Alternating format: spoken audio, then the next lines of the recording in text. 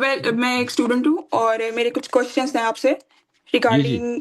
سب سے پہلا جو میرا کوشچن ہے وہ ہے حسن زن کے اعتبار سے کہ ہوں مومنین کے ساتھ حسن زن. ایک تو اول آپ حسن زن کو ایکسپلین کر دیں احادیث کی روشنی سے، ہوں اور دوسرا کہ مومنین کے ساتھ حسن زن کی لمیٹیشنز کتنی ہیں کہ غیبت امام کے اندر. اب چونکہ ہمیں پتہ ہے کہ مینیپولیشن کس حد تک ہوئی ہوئی ہے مومنین کے اندر، تو حسن زن کس طرح مطلب اپلائی ہمیں کیا جائے مومنین کے اندر. پہلا میرا کوشچن یہ ہے. حسن زن یہ ہے کہ شرائع. بھائی مومن کا جو حق ہے نا آپ پر، مومن کا حق یہ ہے کہ اگر آپ اس کی کوئی برائی دیکھتے ہیں، اس کی کوئی بدی دیکھتے ہیں، تو اس کو پھیلانے نہیں، کسی کو بتائیں نہیں، اس کو چھپائیں، اور اس کے افعال کی آپ توجیح کریں. مثلا اگر آپ دیکھ رہے ہیں کہ اس نے کچھ بولا ہے کہیں، تو یہ آپ فوراً اس کی یہ تفسیر نہ کریں کہ اس نے جھوٹ بولا. شاید اس کو پتہ نہیں تھا، شاید اس کا مراد کچھ اور ہے، شاید پوری بات ہم تک نہیں پہنچی ہے. اس طرح اس کی بات کو آپ فوراً اس کی تفسیق نہ کریں. اور مثلا اگر آپ کسی مومن کو دیکھتے ہیں کہ بھئی وہ بازار میں گیا، وہ شراب والی دکان کے اندر گیا بھائی، تو آپ یہ نہ سوچیں کہ وہ شراب پینے کے لیے گیا ہے. بھئی وہ ہو سکتا ہے وہاں پہ اس کا کوئی کام ہو، وہاں پہ گیا ہے کسی آدمی سے، اس کا پیسے لینے گیا. بھئی کوئی آدمی وہاں پہ جو آدمی کام کرتا ہے اس مقروض ہے، وہاں پہ گیا ہوا ہے، مثلا اس کو نصیحت کرنے کے لیے گیا ہوگا. تو آپ یہ فرض نہ کریں کہ وہ اگر شراب کی دکان میں گیا تو صرف اسی وجہ سے وہ شرابی بھی ہے. اگر آپ نے دیکھا کہ وہ اس کے ہاتھ میں شراب کی، یہاں تک حدیث میں ہے کہ شراب کی بوتل ہے، تو آپ اس کو اس طرح کہہ دو کہ بھئی یہ اس میں پانی ہوگا نا، بوتل شراب کی ہے، اس نے اس کو دھو کر اس میں پانی بھر دیا، پانی پیتا ہوگا، شراب نہیں ہوگا. تو مومن کا یہ حق ہے کہ اس کے متعلق آپ حسن ظن رکھیں. مگر ایک دفعہ جب یقین ہو جائے کہ یہ آدمی بدعتی ہے، یہ آدمی جو ہے، یہ آدمی خطرناک آدمی ہے، تو پھر اگر بدعتی ہے تو بدعتی کا لوگوں کو خبردار کرنا یہ ضروری اور واجب ہے. اہل بیت علیہ السلام کے احادیث میں کہ ایک آدمی ہے، مثلا اس کے غلط عقائد ہیں، فرض کریں وہ غالی ہے، یا فرض کریں وہ مقصر ہے، یا فرض کریں وہ وہابی ہے. اب دیکھیں مثلا بعض یا شیعہ وہ نما حضرات، رہبری ہے. ہاں رابری ہے، بعض شیعہ نما حضرات کہتے ہیں کہ آپ اہل بیت علیہ السلام سے طلب نہیں کر سکتے، آپ مشرک ہو جائیں. اب یعنی بالکل وہابیت، یعنی وہ کہتے ہیں کہ امام علی علیہ السلام ہمارے پہلے امام ہیں، لیکن آپ امام علی علیہ السلام سے آپ طلب نہیں کر سکتے. طلب کیا تو یہ شرک ہے. یہ آدمی گمراہ ہے. لوگوں کو بتائیں کہ بھئی یہ ٹھیک ہے، یہ امامت کو مانتا ہے، لیکن یہ منحرف آدمی ہے. یا مثلا کوئی شخص ولایت فقیہ کو مانتا ہے، وہ آپ بتائیں لوگوں کو کہ بھئی یہ خطرناک آدمی، یہ اس کا عقیدہ کفریہ ہے، یہ باطل ہے. تو عرض یہ ہے کہ رسول اللہ صلی اللہ علیہ وآلہ وسلم کی حدیث مبارک ہے کہ میرے بعد آپ لوگ بہت سارے لوگوں کو دیکھیں گے جو لوگوں کے دین میں شکوک پیدا کرتے ہیں یا بدعت داخل کرتے ہیں. تو ان سے آپ کثرت کے ساتھ براءت کا اظہار کریں، بیزاری کا اظہار کریں، اور ان کی عیب بیان کیا کریں. لوگوں کو ان کے سچے عیب کہ بھئی یہ آدمی جھوٹا ہے، یہ آدمی غلط، اس کے پاس علم نہیں، حدیث کے غلط ترجمے کر رہا ہے. جھوٹ بولنے کی ضرورت نہیں ہے، سچ بتائیں لوگوں کو، ان کے عیب بیان کریں، غیبت کریں. اور فرمایا کہ ان کے سامنے بہت ہی محکم دلیل لایا کریں کہ وہ حیران رہ جائیں کہ آپ کے دلائل کتنے محکم ہیں. اگر یہ کام کرو گے تو رسول اللہ صلی اللہ علیہ وآلہ وسلم نے فرمایا تو اس کا فائدہ یہ ہوگا کہ لوگ سیکھ جائیں گے کہ بھئی اس کے شر سے، اس آدمی کے شر سے ہم نے بچنا ہے، کیونکہ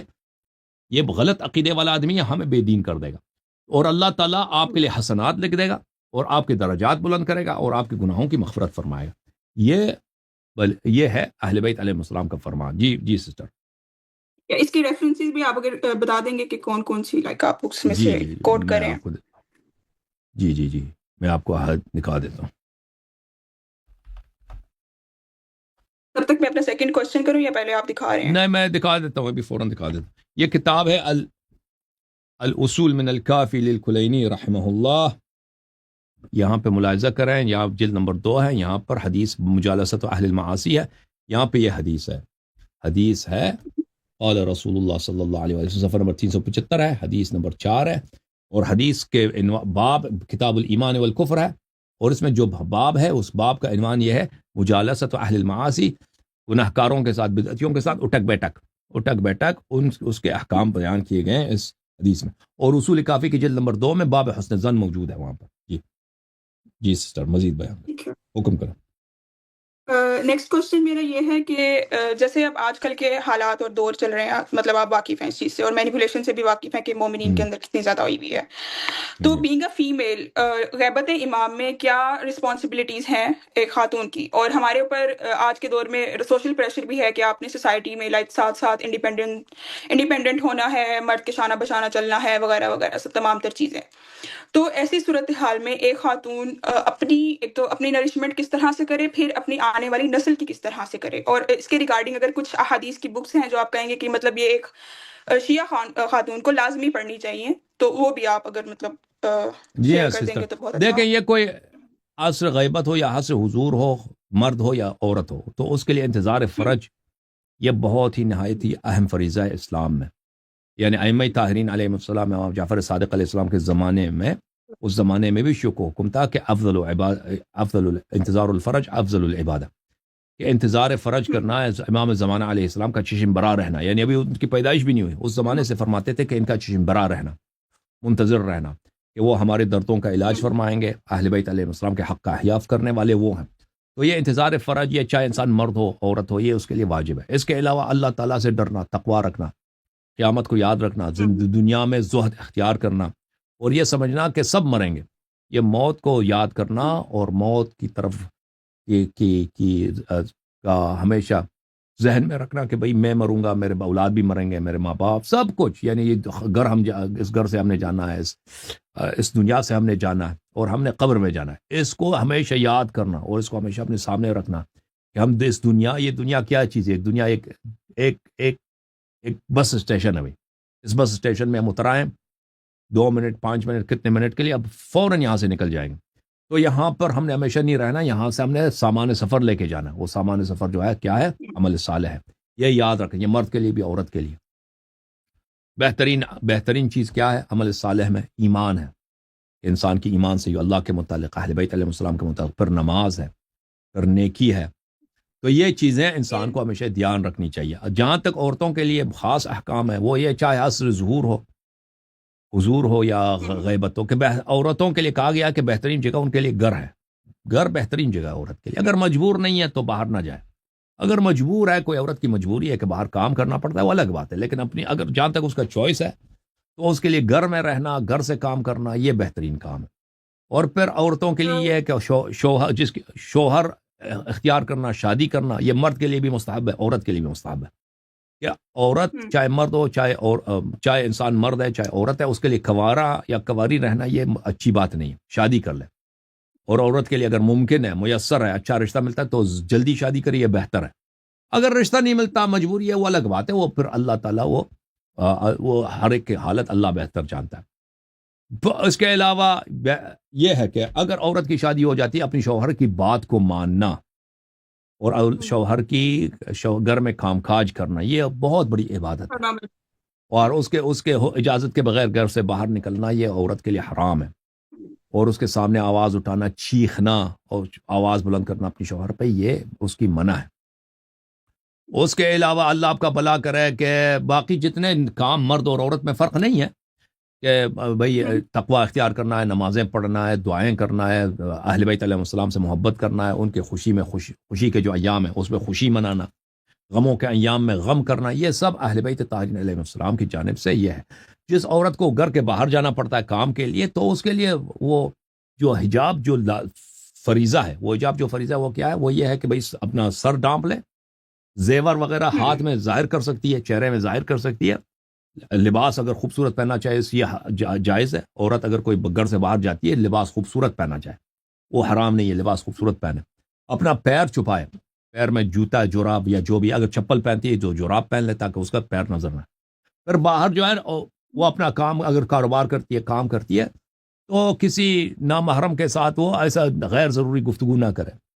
اور اس کے حیا کے ساتھ بات کرے، تو اس میں کوئی ممانعت نہیں ہے، کیونکہ اس کی مجبوری ہے، کام کرنا پڑتا ہے اس کو، یہ اس کے لیے جائز ہے، اور یہ سسٹم۔ سم ٹائمز مجبوری نہیں ہوتی، مطلب اب جیسے آج کل کا جو دور چل رہا ہے وہ پیرنٹس کی طرف سے، سوسائٹی کی طرف سے ایک پریشر ہے ایک فیمیل کے اوپر کہ آپ نے انڈیپینڈنٹ لازمی ہونا ہے، اگر آپ نہیں ہوتے تو آپ کے پیرنٹس کو جو ہے وہ دقیانوسی کنسیڈر کیا جاتا ہے، اور لائک وہ کہتے ہیں کہ اب بیٹی کو پڑھا، مطلب بیٹی کو وہ کسی فیلڈ میں نہیں ہے، وہ پریکٹیکل فیلڈ میں بہت پیچھے رہ گئی ہے، اور لیٹ سے کہ اگر وہ اس میں بھی مطلب پیرنٹس بھی فورس نہیں کرتے، لیکن ہماری سوسائٹی میں جو مرد حضرات ہیں ان کے سبب جو ہے وہ خواتین کو آگے بڑھنا پڑتا ہے، کیونکہ کل کو اگر وہ رسپانسبلٹیز نبھا رہے ہیں تو ساتھ کے ساتھ وہ تانا زنی مطلب بہت کرتے ہیں، جو ہمارا کلچر ہے پاکستان انڈیا وغیرہ کا، تو اس میں یہ چیز بہت زیادہ دیکھی جاتی ہے، جس کے سبب جو ہے وہ خواتین کو ہوتا ہے کہ اس سے بہتر ہے کہ ہم خود ہی کما لیں کہ مردوں کے تانے نہ سہنے پڑیں۔ اور دوسری چیز یہ کہ ایک تو مینیپولیشن کے حساب سے تربیت اولاد کے اندر ایسی کون سی بکس ہیں جو ایک خاتون کو بہت ہیلپ آؤٹ کریں گی احادیث کی، کہ اگر وہ ان کو پڑھے تو اس کو مطلب بہت فائدہ ہوگا اپنی اولاد کو ایک صحیح راہ پہ رکھنے کے لیے؟ دیکھیں جو خواتین اگر خواتین مثلا ان کو میری بات سمجھ آتی ہے، اگر ان کے پاس چوائس ہے جلدی شادی کرنے کی تو وہ جلدی شادی کر لیں، اور شادی کرنے کے بعد وہ اپنے خاوند کو سمجھا دیں کہ بھئی آپ کے لیے ضروری ہے کہ آپ ہمارا خرچہ دے دیں، کیونکہ شوہر پہ واجب ہے کہ وہ عورت اپنی بیوی کا خرچہ دے دے، اور وہ اگر عورت گھر سے باہر نہیں جانا چاہتی تو وہ اس کو مجبور نہیں کر سکتا کہ تم جا کے کام کر کے پیسے لے کے آؤ، یہ جائز نہیں ہے۔ مرد جب شادی کرتا ہے تو اس کا فریضہ ہی یہی ہے کہ وہ اپنی بیوی کا خرچہ دے دے، اگر اس کے پاس چوائس ہے، اگر چوائس نہیں ہے مجبوری ہے، بھائی لوگ اتنے تانے سناتے ہیں تو پر یہ مجبوری کے طور پر اس کے گھر سے باہر جانا یہ کوئی حرام نہیں۔ یہاں تک اولاد کے تربیت کا تعلق ہے تو اہل بیت علیہ السلام کا فرمان یہ اچھی طرح سے سنیے، بہت سارے احادیث میں آیا کہ ایک زمانہ ہوا ہے کہ بچہ چھوٹا ہے، وہ اس کو کسی بات کا سمجھ ہی نہیں آتا نا، بچہ چھوٹا ہے، ہاں جی، اس کو آپ بتائیں کہ دین وغیرہ بتائیں، اس کو سمجھ نہیں آتا، اس کا دھیان صرف کھیل کی طرف ہے، بھائی وہ گیم کھیلنا چاہتا ہے، تو فرمایا کہ اس زمانے میں اس کو نہ چیڑو، جب تک بچہ اتنا چھوٹا ہے، ننا ہے، اس کی ابھی 7 سال کا۔ ذہنیت اتنا سادہ سا ذہن ہے کہ اس کو سیکھ نہیں سکتا، تو اس کو آپ تنگ نہ کرو، اس کو کھیلنے دو، لیکن جب وہ سیکھنے کے لائق ہو جاتا ہے، اور یہ مختلف عمر ہوتا ہے کیونکہ اب بچوں کے ٹیلنٹس، ان کی جو صلاحیت ہوتی ہے مختلف، بعض بچے 4 سال کی عمر میں وہ بہت ساری باتیں سیکھ سکتے ہیں، بعض بچے ہوتے ہیں کہ 8 سال 9 سال کی عمر تک وہ اچھی طرح سے ان کو بات آپ نہیں سکھا سکتے، وہ تو مختلف ہوتا ہے نا ذہنیت۔ تو آپ جب بچہ آپ کا اس ذہن تک پہنچ جائے، اس سن تک پہنچ جائے، اس عمر تک، اب وہ سیکھ جاتا ہے، تو اس کو اپنے ساتھ رکھیں، یہ والد کے لیے زیادہ حکم ہے کہ اس کو اپنے ساتھ، اس کو دین سکھائیں، اس کو اچھی اچھی باتیں سکھائیں، چاہے اخلاق وہ سکھائیں، بیٹی ہو یا نماز، بیٹا ہو، دونوں ہاں بالکل، بیٹی یا بیٹا ہو، اس کو حکم دے کہ نماز پڑھو، رمضان کا جب مہینہ آتا ہے نا تو اس کو حکم دو، چاہے وہ چھوٹا ہے کہہ دو نماز روزہ رکھو، لیکن پورا دن اس سے روزہ نہ رکھیں، دوپہر کو اس سے افطار کرا دیں، جب بہت بھوک لگے نا دوپہر کو 12 بجے 1 بجے 2 بجے 3 بجے کہہ دے کہ بھائی اب روزہ اپنا توڑ دو، کیونکہ اس سے زیادہ اس سے برداشت نہیں ہوتی۔ تو ہر سال اسی طرح اس سے روزہ بھی رکھوا کرو، تاکہ جب وہ بالغ ہو جاتا ہے تو بالکل وہ اس کو عادت ہو جاتی ہے نا کہ وہ روزہ رکھ سکتا ہے، بلکہ اب بالغ ہونے سے پہلے وہ روزہ رکھنے کے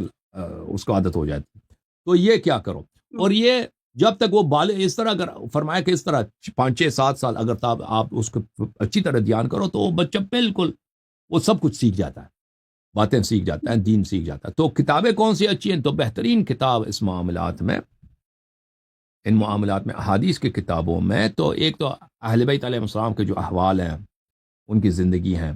وہ آپ کو کتاب کمال الدین شیخ صدوق رحمہ اللہ کی جو کتاب ہے، اگر اس میں سے آپ، اردو زبان میں اس کا ترجمہ بھی ہے، اس میں سے احادیث انتخاب کر کے اپنے بچوں کو آپ سنایا کریں۔ اسی طرح کتاب وہ ہے منتہی الاعمال ہے، اس میں سے سب پڑھنے کی ضرورت نہیں، لیکن اس میں سے انتخاب کر کے چوز کر کے کچھ ایسے آپ پڑھا کریں اپنی بچوں کے لیے۔ مرحوم علامہ ابھی تو مجلسی میں کی کتاب، اسٹوڈنٹ ہوں، لیکن میں مطلب اس چیز کے لیے کافی کانشیس ہوتی ہوں، تو پھر اس لیے ابھی میں جی اسٹوڈنٹ جی ہوں اور لائک جی اسٹڈی جی جی رائٹ ناؤ۔ کتاب علامہ مجلسی رحمہ اللہ کی حلیۃ المتقین، وہ آداب میں، سنتوں میں، یہ اس میں بہت اچھی کتاب ہے، وہ اپنے بچوں کو اگر آپ سنایا کریں نا، جو بچہ بات سمجھنے سیکھنے کے لائق ہو چکا ہے، وہ بچے بہت ذہین ہوتے ہیں، بہت کچھ سیکھ جاتے ہیں، تو ان کو ہاں جی، سنایا کریں۔ کتاب فروع کافی جلد نمبر 2، معاف کیجیے جناب، کتاب اصول کافی جلد نمبر 2، کتاب الایمان والکفر، اتنی ماشاء اللہ انسانیت کی درس، اس میں سب انسانی اقدار، اسلامی اہل بیت علیہ السلام کے اقدار کا درس ہے، وہ اپنے بچوں کو سکھایا کریں، پڑھایا کریں۔ تو یہ کتابوں کے لحاظ سے یہ بہترین کتابیں ہیں۔ جی سسٹر، مزید آپ کا کوئی سوال ہے؟ نہیں، thank you so much, thank thank you, you so خدا مچ حافظ، اللہ آپ کو جزائے خیر دے۔ ایک منٹ۔ جھوم جاؤ شیو جھوم جاؤ پرواز کرو کیوں فخر سے سر اٹھا کیونکہ اللہ تعالیٰ نے تمہیں انتخاب کیا صراط حق پر صرف تم ہو صراط ایمان پر صرف کیا کیونکہ اللہ تعالیٰ نے تمہیں انتخاب کیا صراط حق پر صرف تم ہو صراط ایمان پر صرف